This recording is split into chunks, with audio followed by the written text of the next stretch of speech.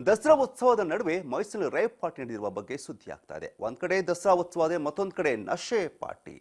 ಕೆಆರ್ಎಸ್ನ back ವಾಟರ್ನಲ್ಲಿ rave party ನಡೆದಿದೆ ಎನ್ನಲಾಗ್ತದೆ. ಮೈಸೂರಿನ ಹೊರವಲಯದಲ್ಲಿ ರೇವ್ ಪಾರ್ಟಿ ಈಗ ಆಗಿರುವಂಥದ್ದು. ಒಂದ್ ಕಡೆ ದಸರಾ ಸಂಭ್ರಮ ಆಗ್ತಾ ಇದೆ, ಮತ್ತೊಂದು ಕಡೆ ದಸರಾ ಸಂಭ್ರಮದಲ್ಲಿ ಮೈಸೂರಿನ ರೇವ್ ಪಾರ್ಟಿ ಆಗಿದೆ ಅನ್ನೋ ಸುದ್ದಿ ಕೂಡ ಬರ್ತಾ ಇದೆ. ಈಗಾಗಲೇ ದಸರಾಗೆ ಒಂದು ಸಂಭ್ರಮದ ನಡುವೆ ರೇವ್ ಪಾರ್ಟಿ ಬಗ್ಗೆ ಸುದ್ದಿ ಆಗ್ತಾ ಇದೆ.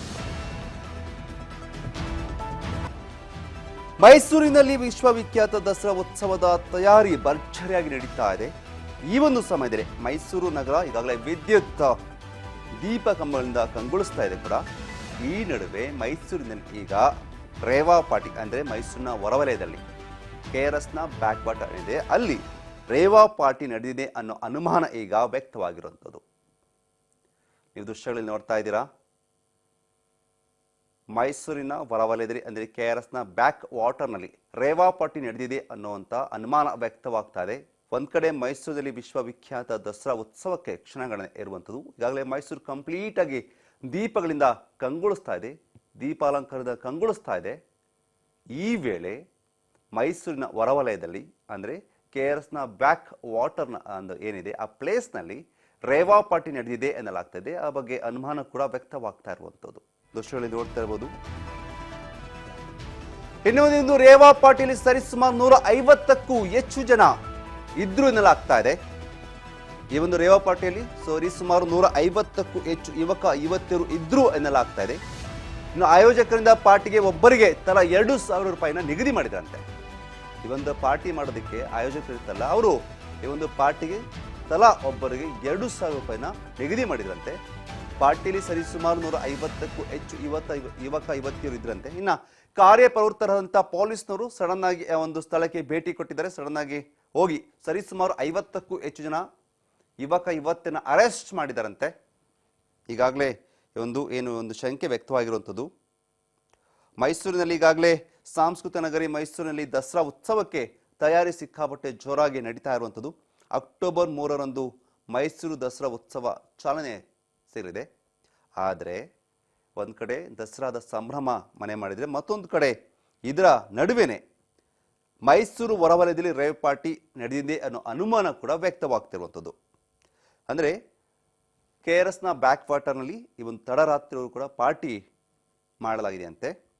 ಸೊ ಹಾಗಾಗಿ ಪೊಲೀಸರಿಗೆ ಒಂದು ಮಾಹಿತಿ ಬಂದ ತಕ್ಷಣ ಅಲ್ಲಿಗೆ ದಾಳಿಯನ್ನು ಮಾಡಿದರೆ ಕೂಡಲೇ ಕಾರ್ಯಪ್ರವೃತ್ತರಂಥ ಹೆಚ್ಚುವರಿ ಎಸ್ಪಿ ನಾಗೇಶ್ ಹಾಗೂ ಡಿವೈಎಸ್ಪಿ ಕರೀಂ ತಮ್ಮ ತಂಡದ ಸಮೇತ ಪಾರ್ಟಿ ನಡೆಯುತ್ತಿದ್ದಂಥ ಸ್ಥಳಕ್ಕೆ ಹೋಗಿ ಸ್ಥಳದ ಮೇಲೆ ದಾಳಿಯನ್ನು ಮಾಡಿದ್ದಾರೆ. ಈ ವೇಳೆ ಕೆಲವರು ತಪ್ಪಿಸಿಕೊಳ್ಳಲು ಪೊಲೀಸರ ಮೇಲೆ ಅಟ್ಯಾಕ್ ಕೂಡ ಮಾಡಿದರೆ ಎನ್ನಲಾಗ್ತಾ ಇದೆ. ನೀವು ದೃಶ್ಯಗಳನ್ನು ನೋಡ್ತಾ ಇದ್ದೀರಾ. ಪಾರ್ಟಿಯ ಆದಂಥ ಒಂದಷ್ಟು ದೃಶ್ಯಗಳನ್ನು ನೀವು ನೋಡ್ತಾ ಇರ್ಬೋದು. ಆ ಟಿವಿ ಪರದ ಮೇಲೆ ನಾವು ತೋರಿಸ್ತಾ ಇದ್ದೀವಿ.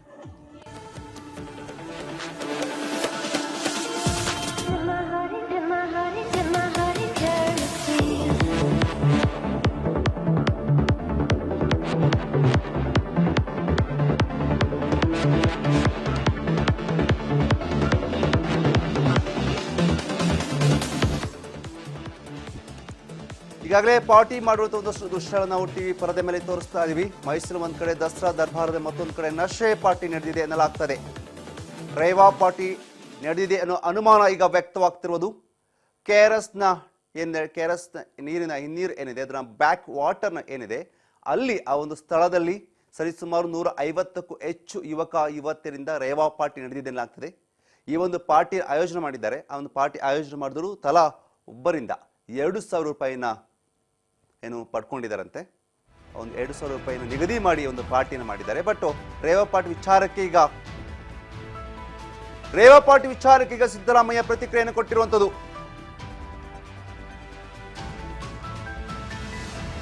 ರೇವಾ ಪಾರ್ಟಿ ವಿಚಾರಕ್ಕೆ ಈಗ ಸಿದ್ದರಾಮಯ್ಯ ಪ್ರತಿಕ್ರಿಯೆಯನ್ನು ಕೊಟ್ಟಿದ್ದಾರೆ. ಮೈಸೂರಿನಲ್ಲಿ ಮುಖ್ಯಮಂತ್ರಿ ಸಿದ್ದರಾಮಯ್ಯ ಪ್ರತಿಕ್ರಿಯೆಯನ್ನು ಕೊಟ್ಟಿರುವಂಥದ್ದು.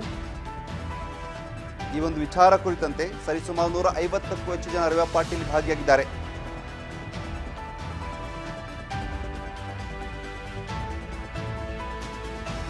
ಕಾನೂನಿನ ಪ್ರಕಾರ ಪೊಲೀಸರು ಕ್ರಮವನ್ನು ತೆಗೆದುಕೊಳ್ತಾರೆ ಅನ್ನೋ ಮಾತನ್ನ ಈಗ ಸಿಎಂ ಸಿದ್ದರಾಮಯ್ಯ ಅವರು ಹೇಳಿದ್ದಾರಂತೆ. ಈ ಒಂದು ರೇವಾ ಪಾರ್ಟಿ ಬಗ್ಗೆ ಈಗ ಸಿಎಂ ಸಿದ್ದರಾಮಯ್ಯ ಪ್ರತಿಕ್ರಿಯೆ ಕೊಟ್ಟಿದ್ದಾರೆ. ಕಾನೂನಿನ ಪ್ರಕಾರ ಪೊಲೀಸ್ನವರು ಒಂದು ಕಾರ್ಯವನ್ನು ಮಾಡ್ತಾರೆ.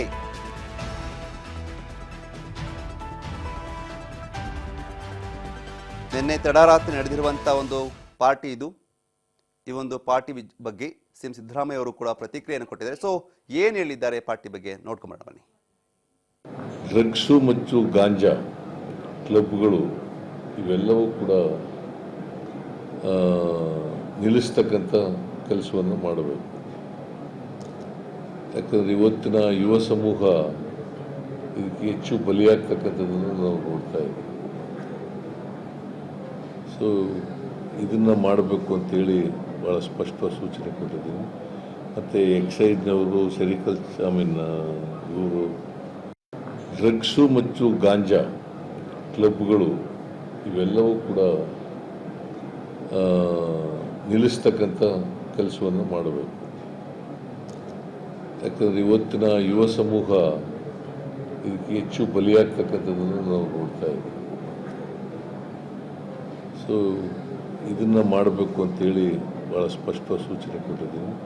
ಮತ್ತು ಎಕ್ಸೈಜ್ನವರು ಇವರು ಡ್ರಗ್ಸು ಮತ್ತು ಗಾಂಜಾ ಕ್ಲಬ್ಗಳು.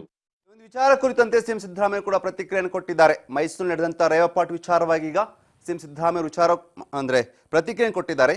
ಪೊಲೀಸ್ನವರು ಒಂದು ಏನಿದೆ ಕಾನೂನು ಕ್ರಮ ಕೈಗೊಳ್ಳುತ್ತಾರೆ, ಕಾನೂನು ಕ್ರಮ ಏನಿದೆ ಆ ಬಗ್ಗೆ ಪೊಲೀಸ್ನವರು ಕ್ರಮವನ್ನು ಕೈಗೊಳ್ತಾರೆ ಆ ಒಂದು ಯುವಕ ಯುವತಿಯರ ಮೇಲೆ ಅಂತ ಹೇಳಲಾಗಿದೆ.